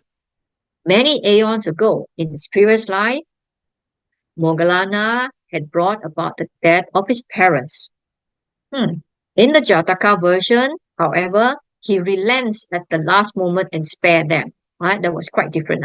But in Dhammapada, he says that he did a heinous karma. His heinous karma had brought him to a rebirth in hell for countless years, but it had not yet fully matured.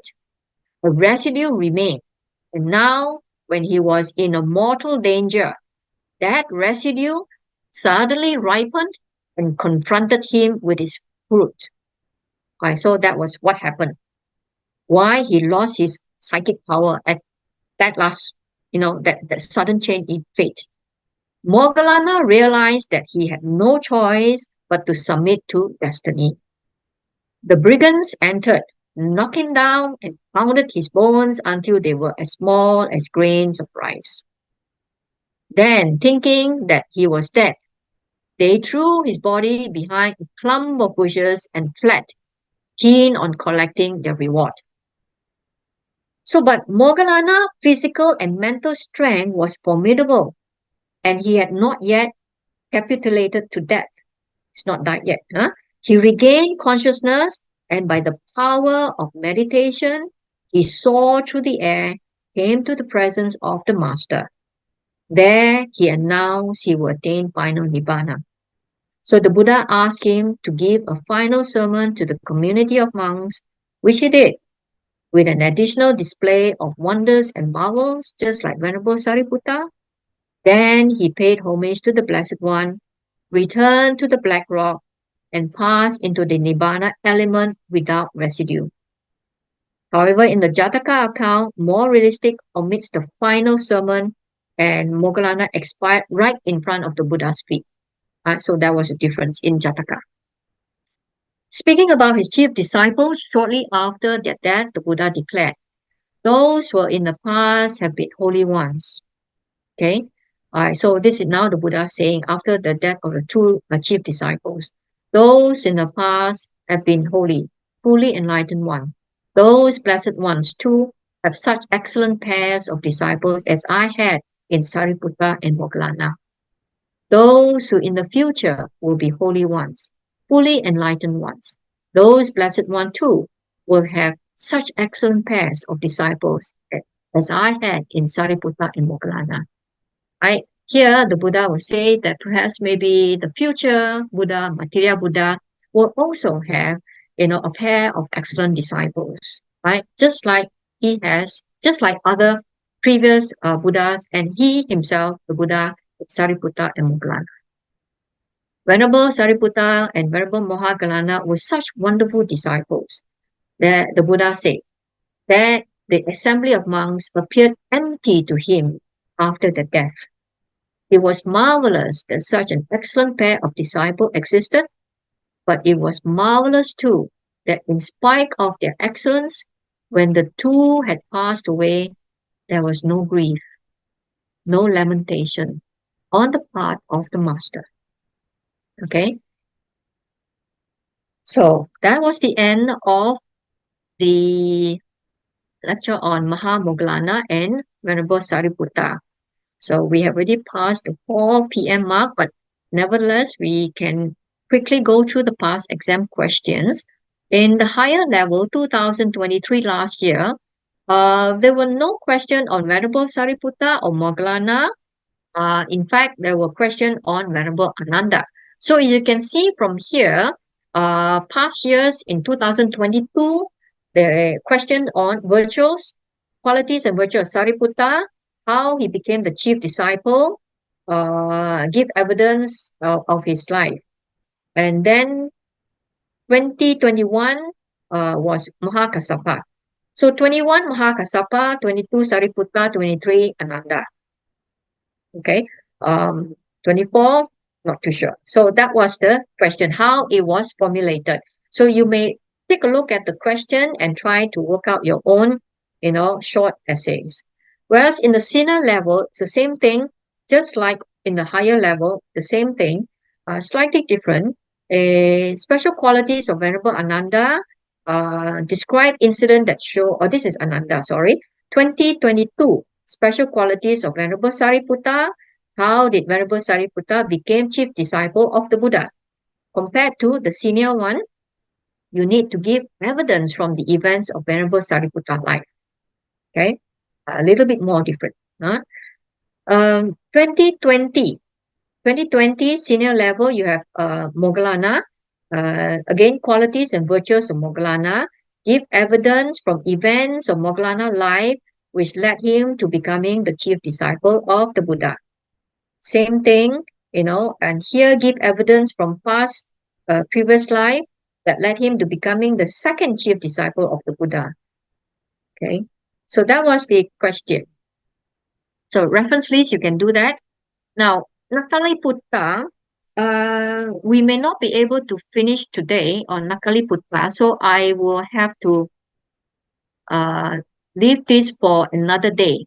Okay, so which means to say is that we will have to end here today's lesson.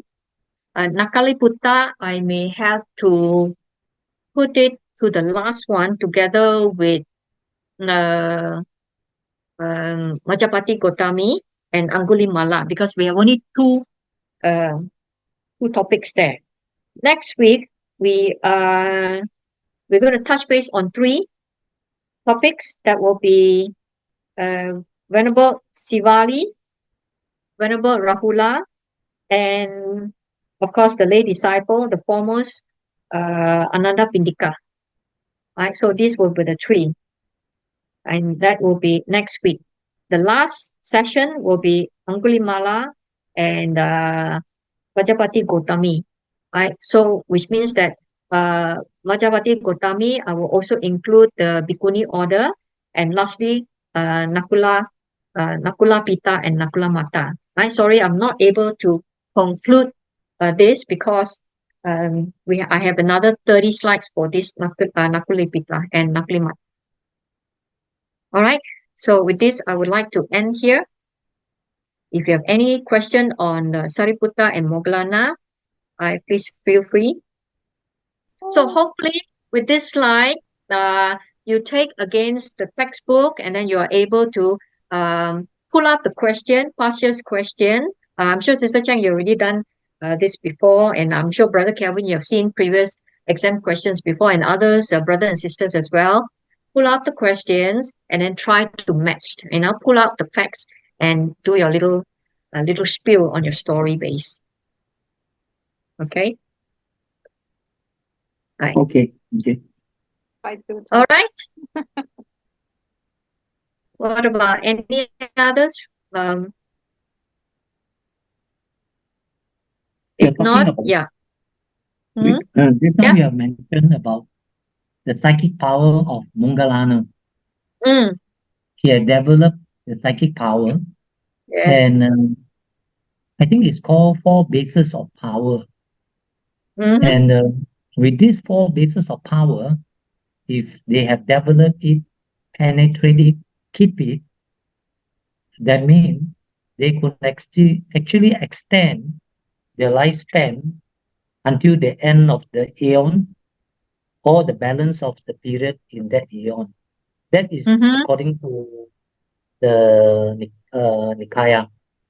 Because it was said when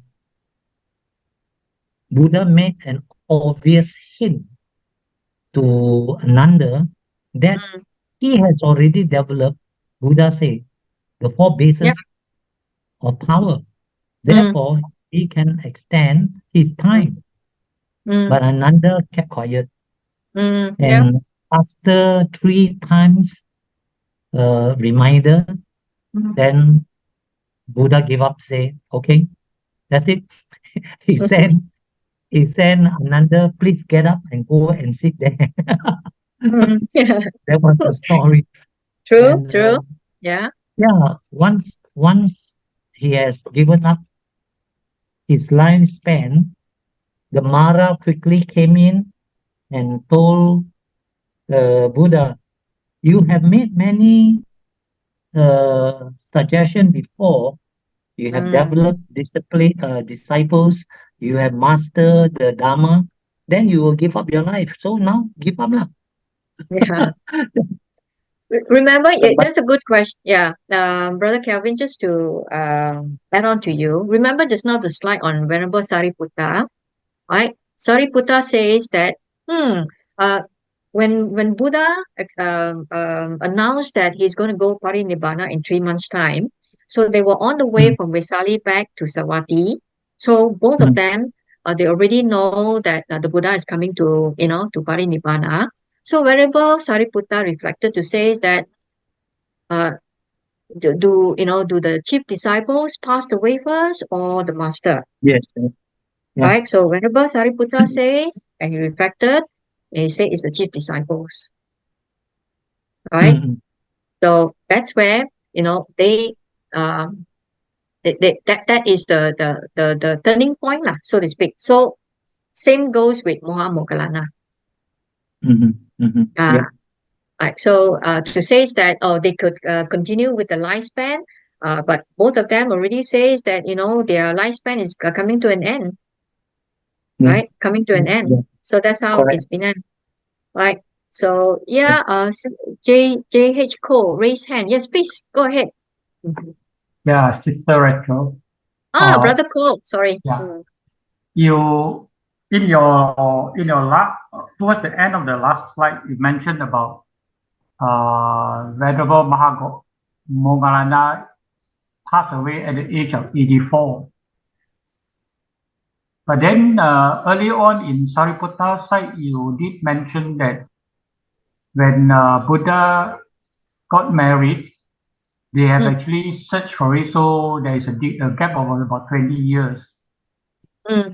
So since the two chief disciples and Buddha passed away at about almost the same year, how can the difference be only 4 years? There is a Brother Cole, contradiction there. yes.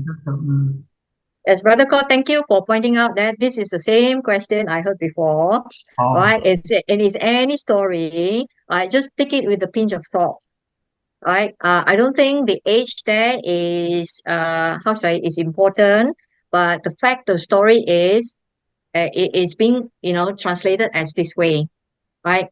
So I think you're a very analytical person. Yeah, Okay. this is the question. Yes, which is true, right? We also question about that, and then we say that okay lah. Even sometimes when the sutta say they came with 1,000 monks, 500 monks, you go and count lah, right? So there's many in terms of that. But that shows to say that in terms of the maturity, just give you a perceptive wife lah. The time lapse. While they actually both of them they renounced, or rather they went out searching for it. At that time, Prince Siddhartha only got married, right? So you can see the seniority in terms of age lah. I think that's what happened lah. That's more important. Okay, because the same thing also happens to, I think, Venerable Ananda's age also. Because at one point it was mentioned about 120 years old. Yes. Another point you will say 20 years after the Buddha's parinirvana. But what happened? Because it's oral transmission, right? Because oral transmission, everything can get distorted. So we don't have to worry about the age, because I don't think I have come across any question they ask you about the age. But the only age they ask is about the Buddha's age, right? At what age Buddha parinibbana? What do you think? At what age Buddha's parinibbana? Officially, it's 80. Yeah. Officially, exactly. That's why I think that I like your answer. Officially in all texts, officially is 80. To exact that, we don't know, right? As to officially, he also say, everybody, Venerable Ananda also 120 years, right? Majapati Gotami also 120 years. Wow, everybody lived to 120 years, you see? So it is a way which means that they live to a very ripe age. Ripe age. At the right age, right? Because a human life is about 100 years, right? So they extended another 20 years. So it's even more than, the standard age lah, right age lah. We call that right age, right? Hopefully we all live to that lah. Yeah, I think Brother Yap has mentioned before, all this detail, whether we call official or not, he normally pointed out is you mentioned under Theravada tradition. Yes. That should cover, because our syllabus or the book recommended are skewed towards Sri Lankan authors and the makeup. Therefore, it is always respectful to use this word Theravada tradition. That's so right. You will not go wrong. Yeah. Absolutely right, Brother Kelvin. Thanks for pointing it out. Because whatever we discuss is Theravada Buddhism. Right? Now be very careful. You may find a lot of information in the web search, in a web link, Wikipedia, and so on and so forth. Even if you look at the first Buddhist council, second Buddhist council, third Buddhist council, or whatever, if you search through geographic expansion, the year, the date are very different. Because those years are mentioned in the Mahayana text.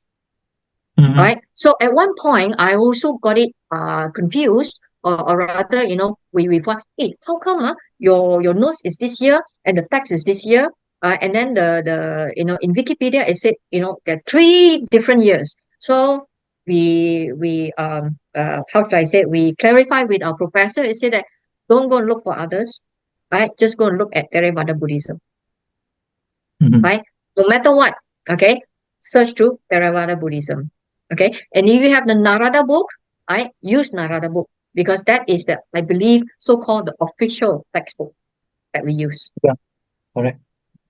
But one challenging question, just now you mentioned about this Abhidhamma, and the Buddha has taught in Tewatimsa Ram, and he Tawatimsa. was also Tawatimsa, and then also taught to Sariputta. However, Sariputta and Moggallana passed away before the first council, and the first council is only Vinaya and only the Dhamma only, the Vinaya and Sutta. So therefore, there was no mention about Abhidhamma. I mean, True. respectfully, yes. When you come to the fourth council, then you got Abhidhamma already. But yeah, it's true because if Sariputta had mentioned this to Ananda, then Ananda would have also recorded Abhidhamma. But anyway, just a thought. But No, brother Kevin, you're spot on this question. I've also in our my studies, we also come across such things. Right now, we believe, or rather, we've been told that during that time, right, Buddha did, expounded, higher doctrine. Abhidhamma means higher doctrine. I came to listen to one Dhamma talk, but interesting enough, by Ayasma Agachita. I'm sure you know who is Ayasma Agachita. yeah. Right? He says that, Abhidhamma is actually taught to the Devas. He took 3 months to talk, to the Devas there. 1 month in Deva is equivalent to how many years, in our world. So basically, it was really taught, but perhaps maybe it was not known as Abhidhamma, right? During the first council, right, they systemized all the, how should I say, the discourses, right? In systemized, only during the third Buddhist council, right, they have it formulated in that way, right? So there's also another debate. I'm sure Sister Chang also can confirm that, because we asked our professor, so how, if it comes to exam question, do we put Tipitaka? Tipitaka also have what? Vinaya, right? Sutta and Abhidhamma. So if one tradition say Abhidhamma is not in the first Buddhist council, and then why do we write Abhidhamma in the first Buddhist council? Isn't it wrong? Right? But we were required to write Abhidhamma, isn't it? Right? So we follow the text. We follow the text. Right? So it's nothing wrong. So who is going to tell you which one is right or wrong? Nobody is going to give you the right answer. No one. Right? There's no right or wrong answer in this aspect. To us, I mean, as students, from my past years, they say there's no right and wrong answer. We cannot go and debate to say you're right, you're wrong. Right? If the official, so-called official textbook said it's got Abhidhamma, my professor said, follow saja lah. Alright, just follow. Alright, isn't it, Sister Cheng? Just follow. Alright. So if that is a syllabus in, just put it in. Even in Google, It's no point. Google Yeah, also in Google. kabut one. Google a lot of information. Exactly. Different one. Yeah, exactly. But can you imagine? Because all these are oral transmission. It's so long time ago, right? There is none. If you were to really look in terms of the encyclopedia of Abhidhamma, you look at that. Right? When Xuanzang came to China, he took tons and tons of sutra back to China, right? And they were translated in in Sanskrit. Sanskrit one, Sanskrit to Chinese, yeah. Okay. Sanskrit to Chinese. If those of you who study Mahayana will understand, right? So that's how it all started, and it was not recorded in Theravada tradition, right? Because to the Theravada tradition is not important, right? Because it's not orthodox. So that is the reason why in the third Buddhist council, the Katawatu, the points of controversy is only started in the third Buddhist council. Right? This is where the Moggallana came in. And that is not First Buddhist Council, that's Third Buddhist Council. But then we still have the right in the First Buddhist Council. Yeah. So sometimes we are scholars, we just have to take it with a pinch of salt. Right?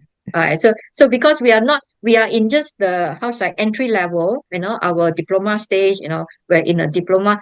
This is just to give you a glimpse of it. But if you go to a higher level, right, then naturally you need to be more analytical in terms of that. Right? But this is just to give you a glimpse of what Tipitaka is all about, what Abhidhamma is all about, and so on and so forth. How it came about. And this syllabus is for my topics here is more on introducing to you who are the major cast, the major players in the life during the Buddha's time. Right? Because these are role models.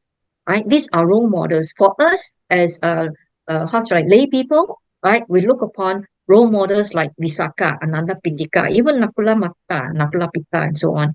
Right? But if you become a monastic, Sariputta, and so on, they are so inspirational. Like you say, the Buddha already said just now, the last slide, that in time to come, the future Maitreya will have 2 disciples. Who knows? In our lifetime, one of you will become a disciple.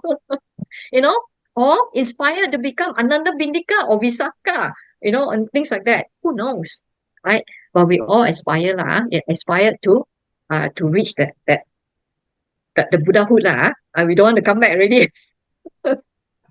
Our world is such a chaos right now, isn't it? Right? It's such a hell.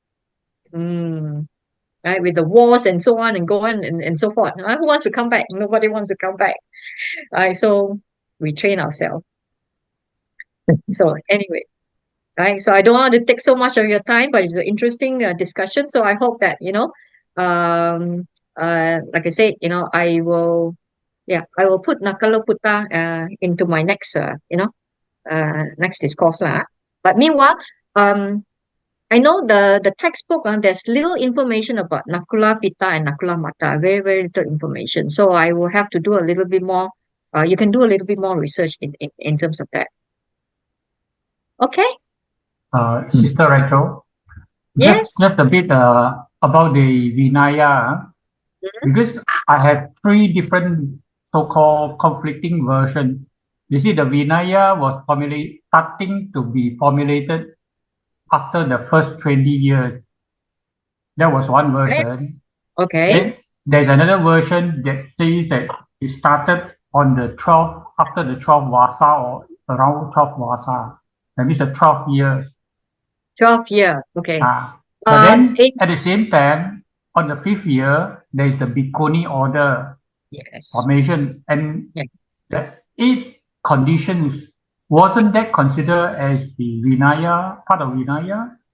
You see, the Vinaya, the rules, the Buddha did not set rules immediately, When he promulgated the Buddhism, he did not say, okay, if you want to join the, my so-called my member, okay, these are the rules you have to follow. No, he didn't set the rules.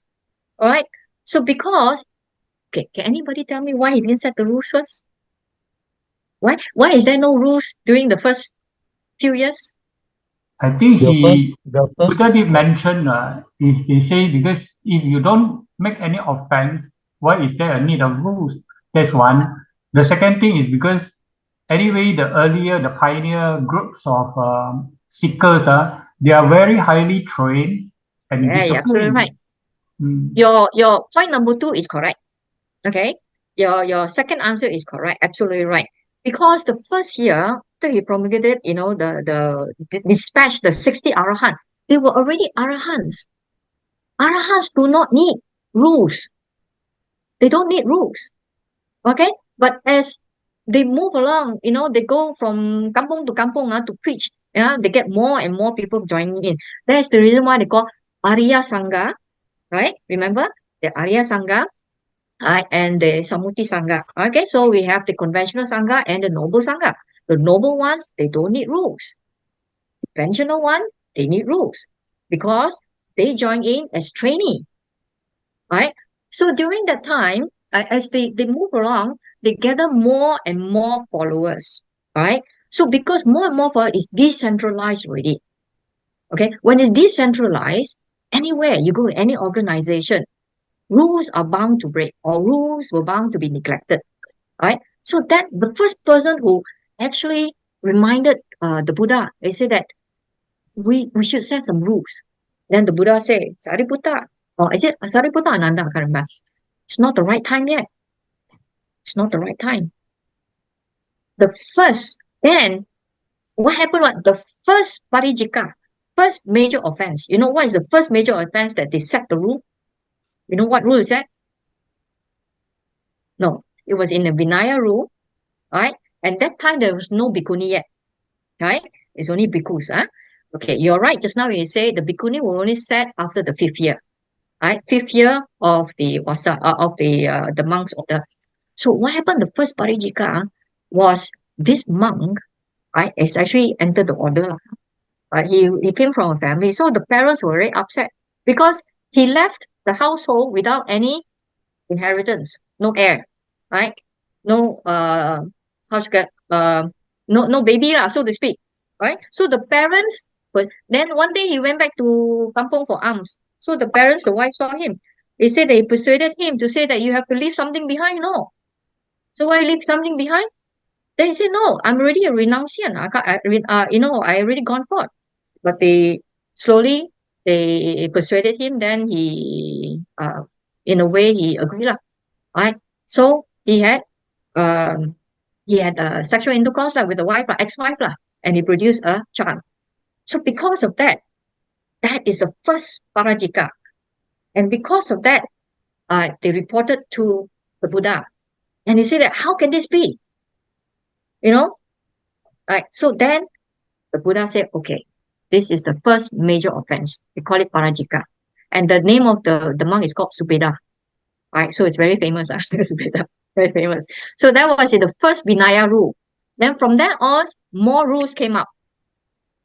Alright, so if you want to see in the first Buddhist Council, there are Vinaya rules. They are the 4 parijikas, the major offenses, minor offenses, and so on and so forth. So we study this in some of our Pali literature. That's why I came to know about it. We also have to recite or rather memorize what is the first parajika. That's how I knew. Right? So that's why you can go into and search through all the 227 rules. Why he kept on adding rules?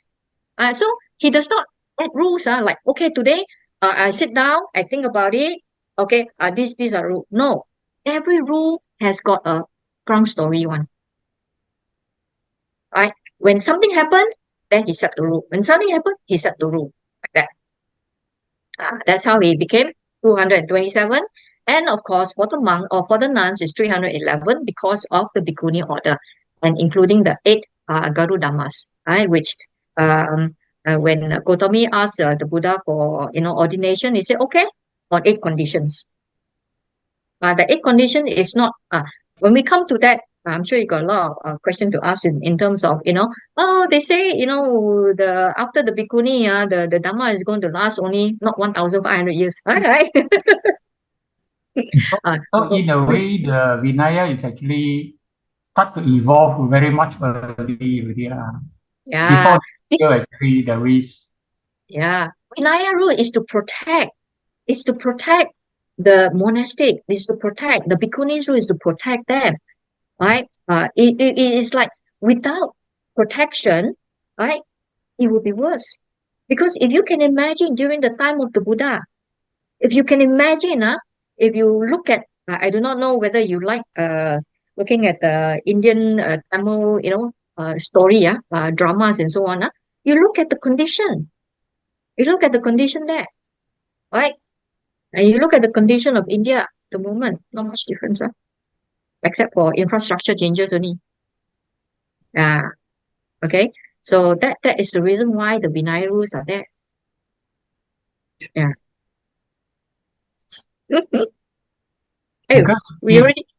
Because if you look at the so-called abstract description, then we can allow, or rather we can accept some of the changes in the way they describe it.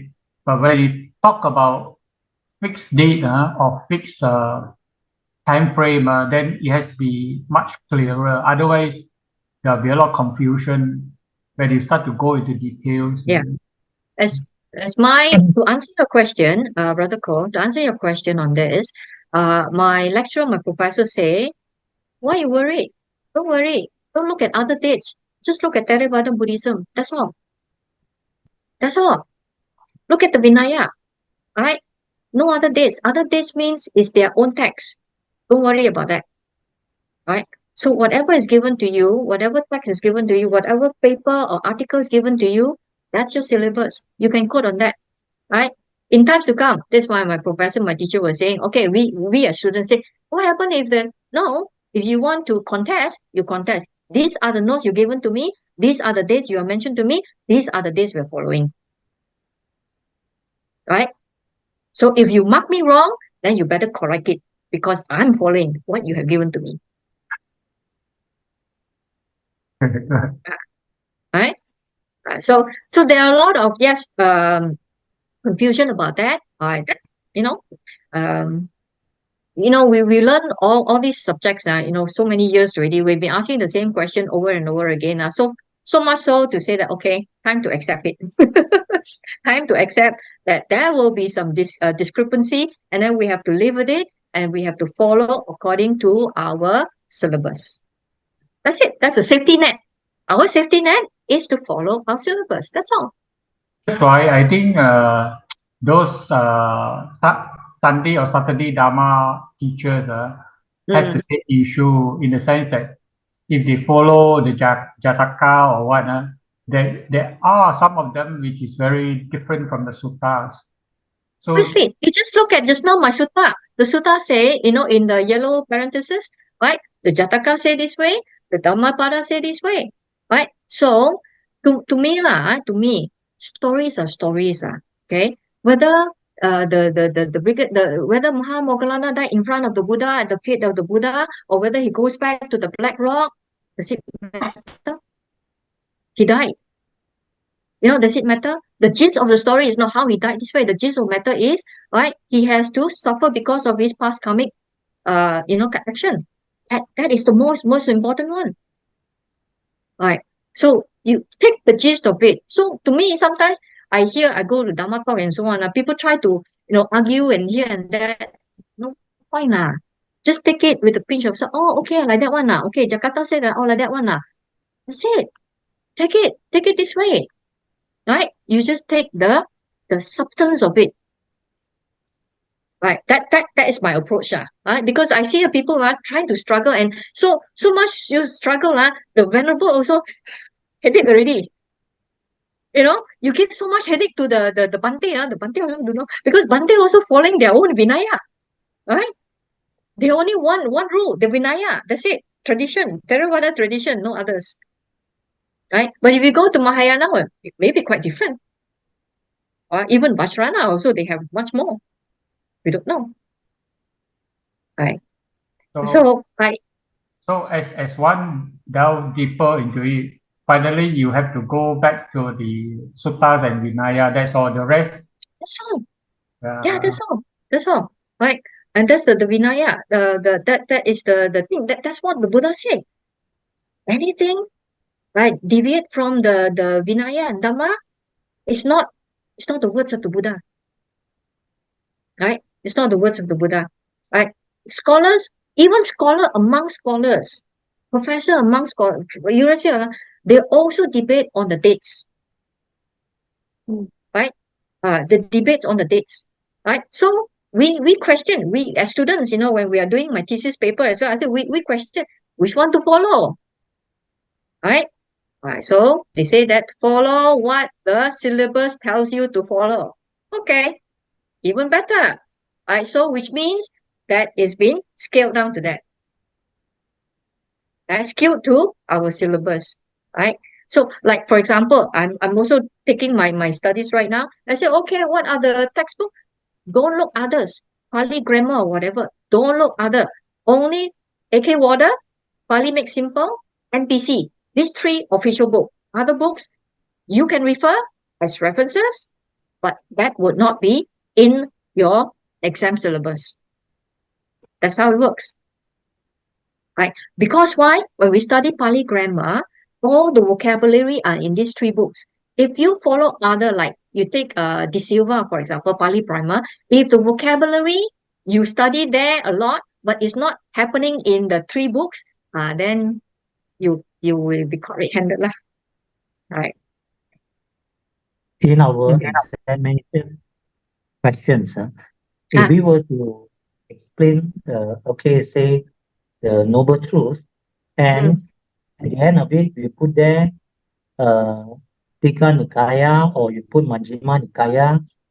Is it okay? Perfectly all right? I'm only You don't pointing have to to. you. You don't have to mention about the names. Sorry, the number. As long as you know where. Mm, As long as they are not expecting you to know all the numbers, As okay, long as yeah. it's good for you to know, okay, this let's say this sutta is mentioned in Majjhima Nikaya. Mm, It's mentioned in Majjhima Nikaya, this sutta. Okay, you don't have to mention the name. Sigala Wada Sutta is in which Nikaya, for example. yeah. Right? If you know the number, well and good. At least you know the famous one, right? Mm, Sigala Wada Sutta, you should know lah, DN31 and things like that.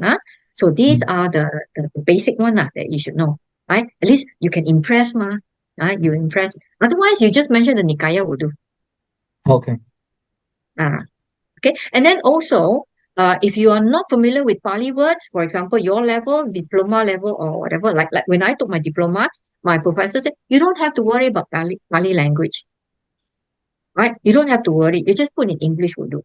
Right? Because why? You're not specifically taught in Pali. But if I'm taking Pali in diploma in Pali now, Pali language, yes, we are required. Right? But you don't have to worry about or whatever sutta I mentioned just now, all the Pali names, or it's just for your knowledge. Right? You don't have to remember that. Right? You just remember in English. That will do. Okay. All right. Okay? Okay. All right. Thank you. Thank Thank you. you so much. Okay. Yeah. Sadhu, sadhu, sadhu. Happy studying. Happy Okay, thank you. Okay, bye-bye.